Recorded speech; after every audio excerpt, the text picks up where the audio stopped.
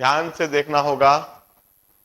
सबसे पहला काम तो वही होता है, आई को अल्फा बीटा गामा के टर्म्स में देखना और आर को अल्फा बीटा गामा के टर्म्स में देखना। I is equal to alpha minus gamma, और आर देखने के लिए इसका वर्टिकली अपोजिट एंगल इधर देखिए, यह एंगल आपको आर दिखेगा और यह आर हो जाएगा बीटा माइनस गामा। इस तरीके से आई और आर को अल्फा बीटा गामा के टर्म्स में लिख सकोगे।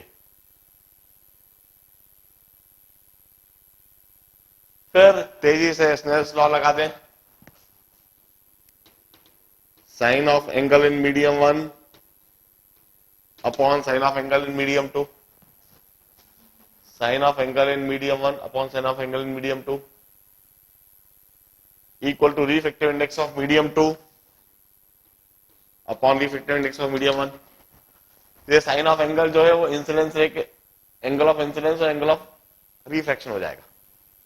मीडियम 1 में साइन आई, मीडियम 2 में sine R is equal to mu 2 by mu 1। अब साइन आई की जगह आई लिखूंगा स्मॉल एंगल के लिए, और साइन आर की जगह आर लिखूंगा। यह जो मैं लिख रहा हूं sine I equal to I और sine R equal to R, I am making an assumption that near normal vision I is small, R is small. Sine theta equal to theta, sine I equal to I, sine R equal to R. फिर I की जगह यह alpha minus gamma, R की जगह beta minus gamma. फिर alpha beta और gamma को arc upon radius, angle equal to arc upon radius, arc define कर देता हूं यह length from here to here. Alpha हो जाएगा एल बाय यू, बीटा हो जाएगा एल बाय वी, गामा हो जाएगा L by R. L by U minus L by R upon L by V minus L by are.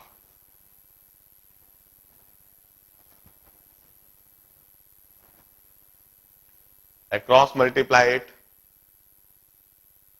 Through out L cancel हो जाएगा और इधर आ जाएगा म्यू 1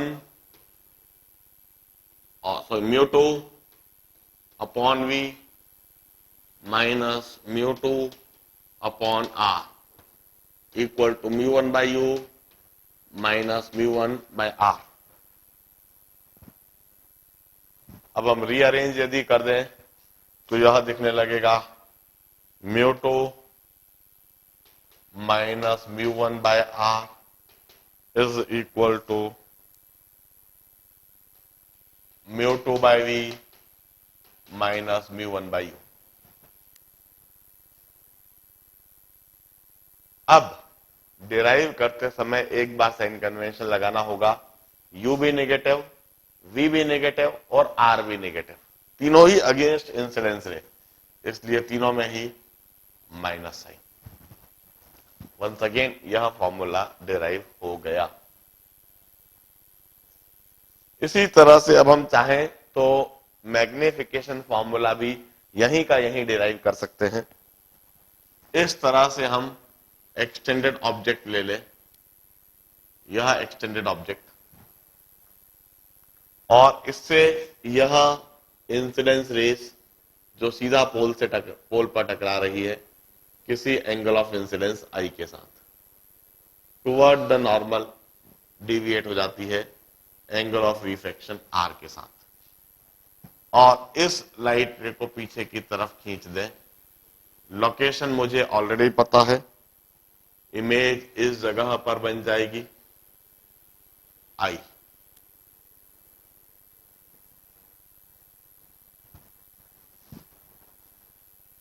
मैग्निफिकेशन फॉर्मूला डिराइव करने के लिए हम कहेंगे साइन आई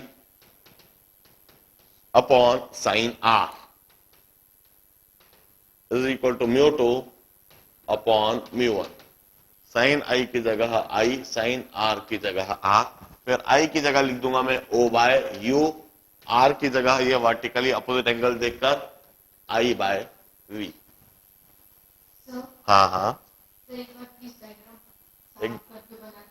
एक और बार बनवाओगे? मतलब बहुत मेहनत करवाते हो यार। चलो एक और बार बना देता हूं। देखो,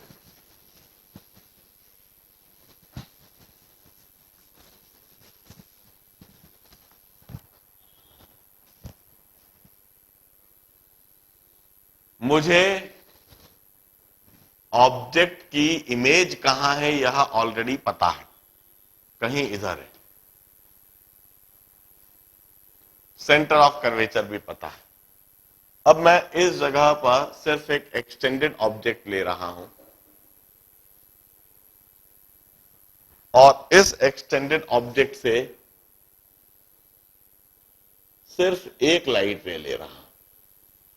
इधर मैं आपको बता दूं, यदि मुझे ऑब्जेक्ट की इमेज लोकेट करना है तो मैं दो लाइट रे लेता हूं, मगर मुझे इधर इमेज लोकेट नहीं करना है। इमेज लोकेशन तो मुझे ऑलरेडी पता है, मुझे तो सिर्फ उस इमेज का साइज देखना है। उस इमेज का साइज देखने के लिए मैंने सिर्फ एक लाइट रे ली जो सीधा पोल पर इंसिडेंट है, क्योंकि उसके लिए एंगल ऑफ इंसिडेंस बताना बड़ा आसान है। यह एंगल ऑफ इंसिडेंस हो गया। मैं यह भी जानता हूं कि यह लाइट रे टुवर्ड द नॉर्मल डिविएट होगी, तो इसको मैंने टुवर्ड द नॉर्मल डिविएट होते हुए देख लिया। इसका एंगल ऑफ रिफ्रैक्शन बताना बड़ा आसान है। यह एंगल ऑफ रिफ्रैक्शन आर हो गया। अब मैं इसको पीछे खींच देता हूं और इसको पीछे खींचकर इमेज के ऊपर इस तरह से यह वर्चुअल इमेज बन गई। This is virtual image I.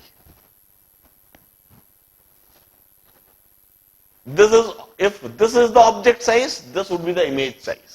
Now I want to relate, I wish to relate object size and image size. इसे रिलेट करने के लिए once again स्नेल्स लॉ लगा रहा हूं। साइन ऑफ एंगल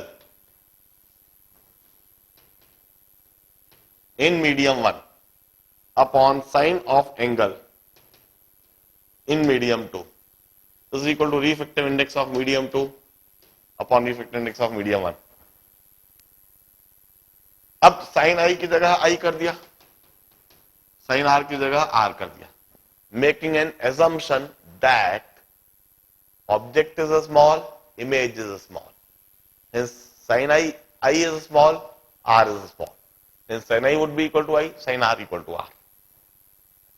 I के लिए O by mod U, O by U.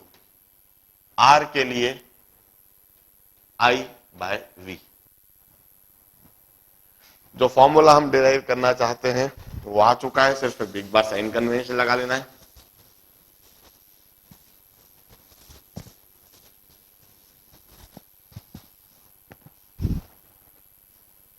Cross multiply I by O, I by O equal to V by U into mu1 by mu2. I is positive क्योंकि above principal axis, O is positive above principal axis, V is negative against incidence ray, U is also negative against incidence ray. और हमारा magnification formula आ चुका है। Magnification जिसे हम image size upon object size कहते हैं, this is V by mu two upon U by mu one. यह magnification formula है। अब मैं इन दोनों फॉर्मूले को अप्लाई करना सिखाऊंगा। This is all the derivation part.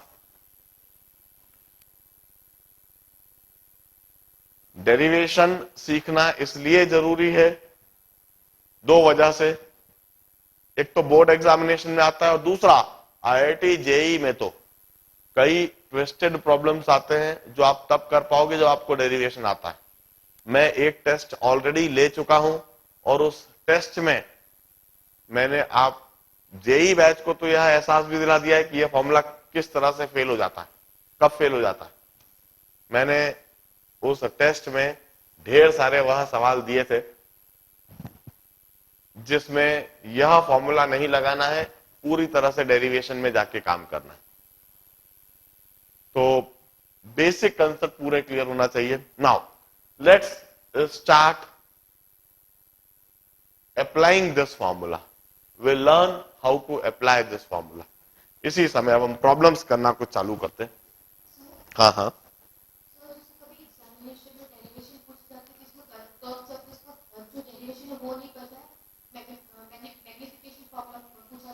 हाँ देखिए, डेफिनेटली यदि मैग्निफिकेशन फॉर्मूला आपसे पूछा है एग्जामिनेशन में, तो मैंने देखा है mostly they use to ask magnification formula only. और मैग्निफिकेशन फॉर्मूले में वो ये भी स्पेसिफाई करते हैं derive magnification formula for virtual image of a real object. तो आप इस चीज को मान के चलेंगे कि ऑब्जेक्ट इधर है, उसकी वर्चुअल इमेज इधर है ना, फिर यहीं से आप डिराइव करना चालू करेंगे।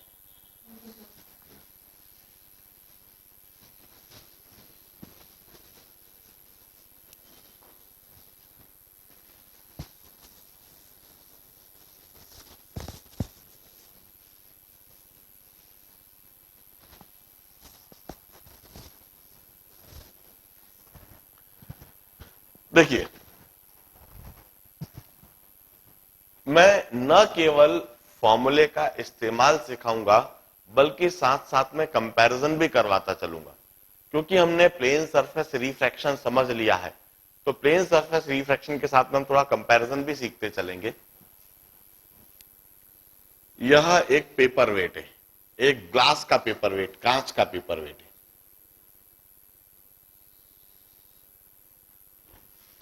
दूसरे केस में भी मैं पेपर वेट ले रहा हूं, कांच का ही पेपर वेट ले रहा हूं, मगर दोनों पेपर वेट में फर्क है। यह रेक्टेंगुलर पेपर वेट है, इसके सारे सरफेस प्लेन है,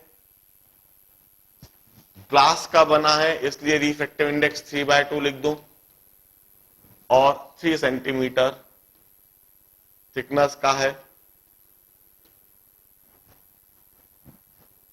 यह भी पेपर वेट है, इसका एक सरफेस तो प्लेन है जो पेपर के ऊपर रखा जाएगा, क्योंकि ये पेपर वेट है इसलिए पेपर के ऊपर रखा जाना है, और दूसरा सरफेस इसका ऐसा स्फेरिकली कर्व्ड, गोल गोल कांच का है, इसलिए इसका भी रिफ्रैक्टिव इंडेक्स 3/2, और थिकनेस इसकी भी 3 सेंटीमीटर, दोनों की थिकनेस 3 सेंटीमीटर है। मगर यह कर्व्ड सरफेस होने की वजह से इसका रेडियस ऑफ कर्वेचर 5 सेंटीमीटर दे दिया मैंने।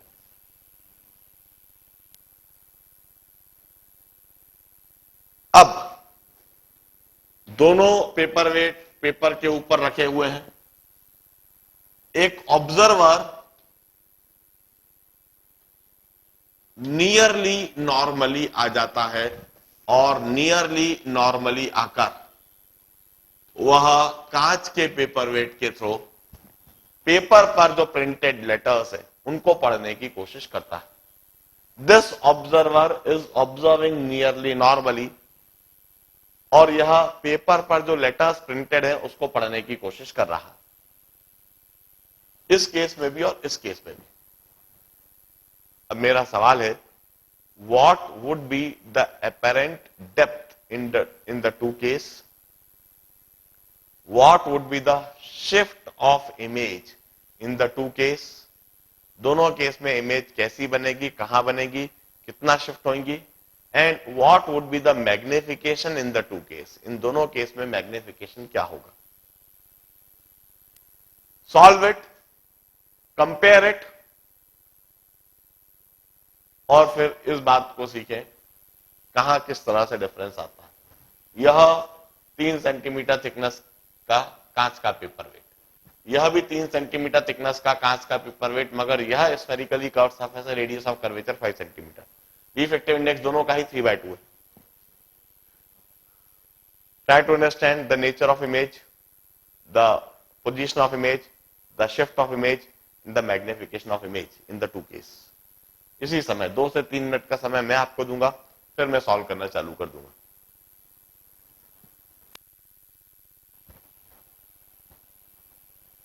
देखिए मैं समझाता हूं। पहला केस में रिफ्रैक्शन थ्रू प्लेन सरफेस होगा and we have got multiple concept in order to solve this first case. पहले केस में रिफ्रैक्शन थ्रू प्लेन सरफेस है and we have got multiple concept. एक कंसेप्ट नहीं है, कई सारे कंसेप्ट।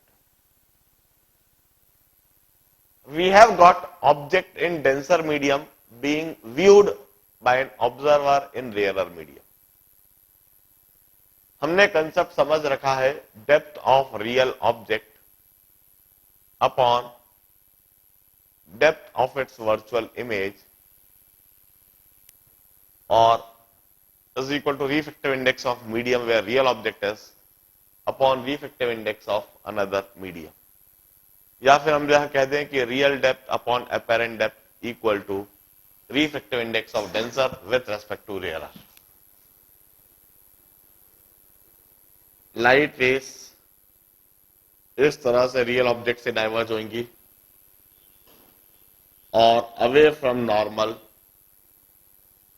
बेंड हो जाएंगी और कहीं इधर से आती हुई दिखाई देंगी। इस जगह पर इमेज बनेगी at some depth small d।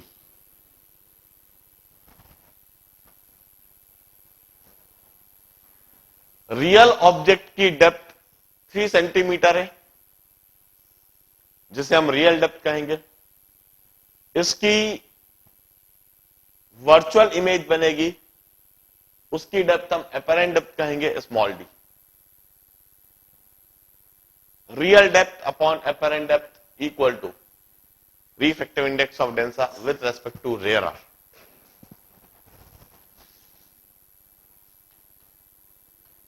Real depth upon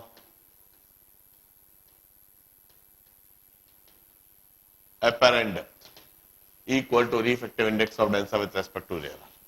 Real depth की जगह 3 सेंटीमीटर, apparent depth की जगह d is equal to refractive index of denser with respect to rarer। एक तो यह कंसेप्ट अप्लाई कर सकते हैं, हमने सीख रखा है रिफ्रैक्शन थ्रू प्लेन सरफेस में। इसके अलावा एक और कंसेप्ट सीख रखा है apparent depth T equal to T1 upon μ1 with respect to n plus T2 upon μ2 with respect to n and so on. इधर तो सिर्फ एक ही स्लैब है जो कि 3 सेंटीमीटर की है और refractive index of glass with respect to air. यह अपेरेंट डेप्थ का यह कंसेप्ट भी हमने सीख रखा है।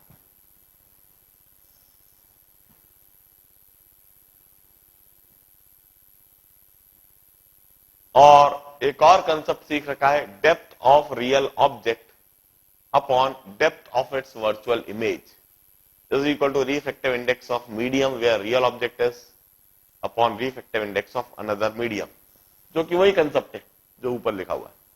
किसी भी तरह से सॉल्व करें आपको अपेरेंट डेप्थ 2 सेंटीमीटर का मिलेगा।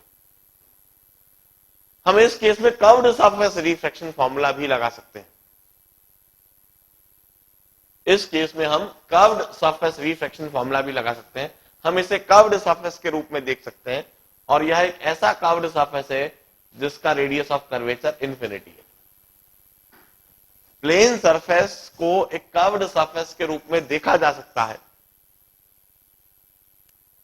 और एक ऐसा कर्व्ड सरफेस जिसका radius of curvature infinity. Plane surface, any plane surface. ये बोर्ड एक कर्व्ड सरफेस है, एक स्फीयर का पार्ट है और उस स्फीयर का रेडियस इंफिनिटी है। ये बोर्ड एक प्लेन है। जैसे अर्थ का इतना लार्ज रेडियस है कि किसी भी जगह पर खड़े होकर देखेंगे तो वो फ्लैट दिखेगी। और मैं इस कर्व्ड सरफेस रिफ्रैक्शन फार्मूला को ऐसे लगाऊंगा, जिस मीडियम में इंसिडेंस रेस है उसे तो मीडियम 1 कह दूंगा और जिस मीडियम में रिफ्रैक्टेड रेस है उसे मीडियम 2 कह दूंगा, और μ2 की जगह लिखूंगा 1 माइनस μ1 की जगह 3/2, r की जगह infinity is equal to μ2 by v minus μ1 by u, u की जगह -3। यह फॉर्मूला लगा रहा हूं। μ2 की जगह पर 1, क्योंकि लाइट रे रिफ्रैक्टेड रेस एयर में है। μ1 की जगह पर 3/2, क्योंकि इंसिडेंस रेस ग्लास में। r की जगह पर इंफिनिटी इज इक्वल टू μ2 की जगह पर एयर अपॉन v, v की जगह पर इमेज डिस्टेंस जो हमें चाहिए, माइनस μ1 की जगह पर ग्लास, u की जगह ऑब्जेक्ट डिस्टेंस। ऑब्जेक्ट डिस्टेंस पोल हम इधर कहेंगे, object distance against the incidence रे -3। आप इधर सॉल्व करके देख लें, d 2 सेंटीमीटर आता है। इस कंसेप्ट से सॉल्व करके देख लें, t भी 2 सेंटीमीटर आएगा। इस कंसेप्ट से सॉल्व करके देख लें, v आएगा -2 सेंटीमीटर। इधर नेगेटिव साइन कन्वेंशन के साथ में आ रहा है कि इमेज अगेंस्ट इंसिडेंस रे मतलब वर्चुअल इमेज। हर केस में आंसर 2 सेंटीमीटर ही आएगा। इसका मतलब shift in image is 1 centimetre. Shift is 1 centimetre in upward direction in this case. अब मैग्निफिकेशन भी निकाल के देख ले, मैग्निफिकेशन फॉर्मूला भी लगा ही ले। Magnification is I by O is equal to V is -2, V is -2 upon μ2, μ2 is 1, U is -3, μ1 is 3/2। इस तरह से मैग्निफिकेशन आ गया +1।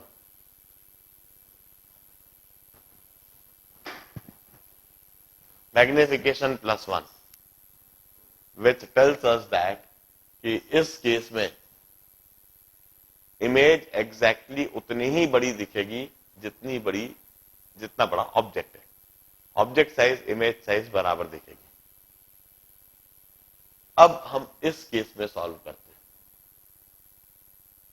ये तो पूरा पहला केस था, पहले केस के अलग अलग कंसेप्ट। अब दूसरा केस। दूसरे केस में ऑब्जेक्ट से डाइवर्ज होने के बाद लाइट रेस ऐसे टकराएंगी और कर्व्ड सरफेस से रिफ्रैक्शन होएगा।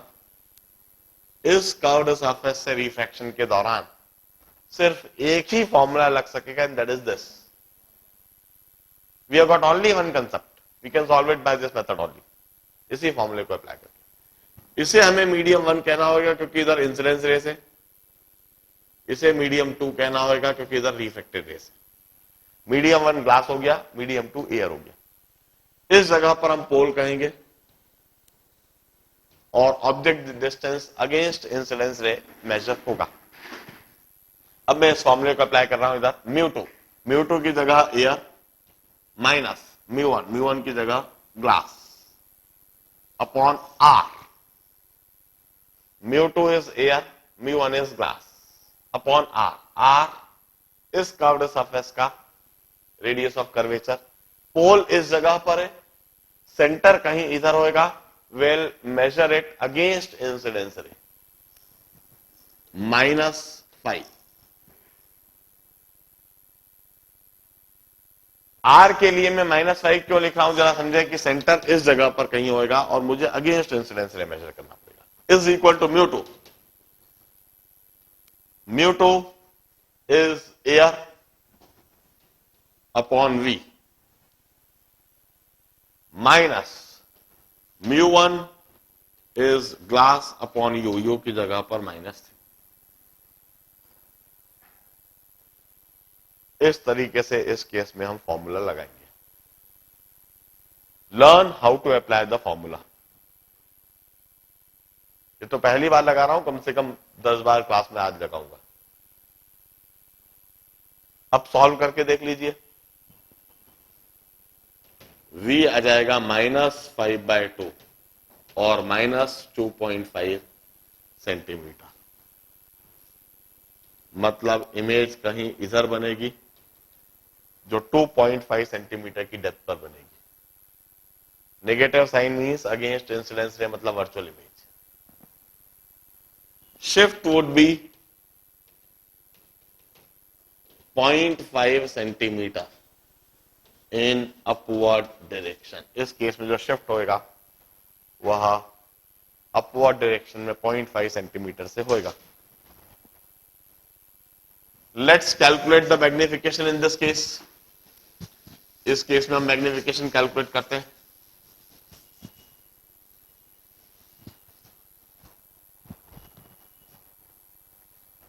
मैग्निफिकेशन फॉर्मूला लगा रहा हूं। देखिए पिछले केस से थोड़ा डिफरेंस आ गया है। प्लेन सरफेस में इमेज 2 सेंटीमीटर की गहराई में, इधर 2.5 सेंटीमीटर की गहराई में। इधर 1 सेंटीमीटर ऊपर की तरफ शिफ्ट हो रही है इमेज, जबकि इधर इमेज शिफ्ट हो रही है 0.5 सेंटीमीटर ऊपर की तरफ। मैग्निफिकेशन में फर्क आ जाएगा। देखिए मैग्निफिकेशन जो कि I/O है is equal to V। V is -2.5, V by μ2, μ2 is 1 upon U is -3 upon μ1, μ1 is 3/2. Magnification comes out to be, observe, it's +5/4। Magnification +5/4 दिखने लगेगा। मैग्निफिकेशन पॉजिटिव मतलब इरेक्ट इमेज बनेगी, और 5/4 which is slightly greater than 1 मतलब हल्की सी बड़ी image दिखने लगेगी। This is the magnification. Learn to apply curved surface formula as well as magnification formula. इसी समय एक प्रॉब्लम और देता हूं।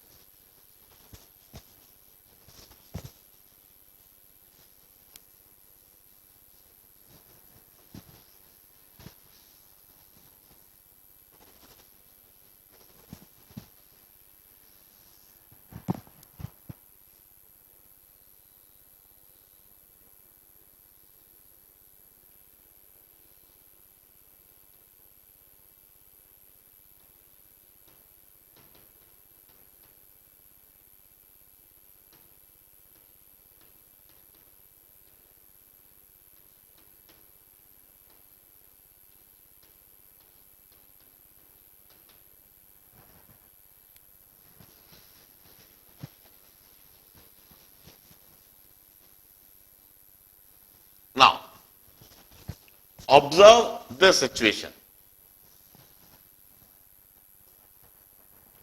This is a large tank filled with water having refractive index of 4/3।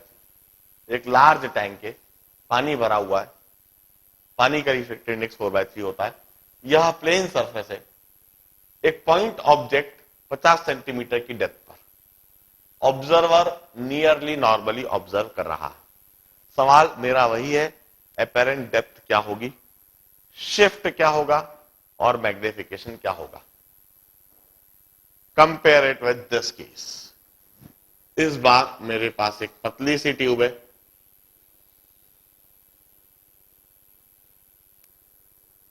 यह पतली ट्यूब है। इसमें पानी जब मैं भरूंगा तो सरफेस पर प्लेन सरफेस बनने के बजाय पानी की एडेसिव प्रॉपर्टी की वजह से ऐसा एक कर्व्ड सरफेस बन जाएगा। और यह जो कर्व्ड सरफेस बन रहा है इसका रेडियस ऑफ कर्वेचर है 200। पानी ही भरा हुआ है इसमें। Refractive index of water is 4/3। Point object है पॉइंट ऑब्जेक्ट 50 सेंटीमीटर की ही डेप्थ पर है, और इस केस में भी एक ऑब्जर्वर नियरली नॉर्मली ऑब्जर्व कर रहा है। हाँ, मैंने इधर 50 और इधर 200 दोनों में यूनिट नहीं लिखी। आप चाहो तो सेंटीमीटर ले लो, चाहो तो इंच ले लो, चाहो तो मिलीमीटर ले लो, चाहो तो किलोमीटर ले लो, यूनिट सबकी सेम रहेगी। Let us take it as centimetre.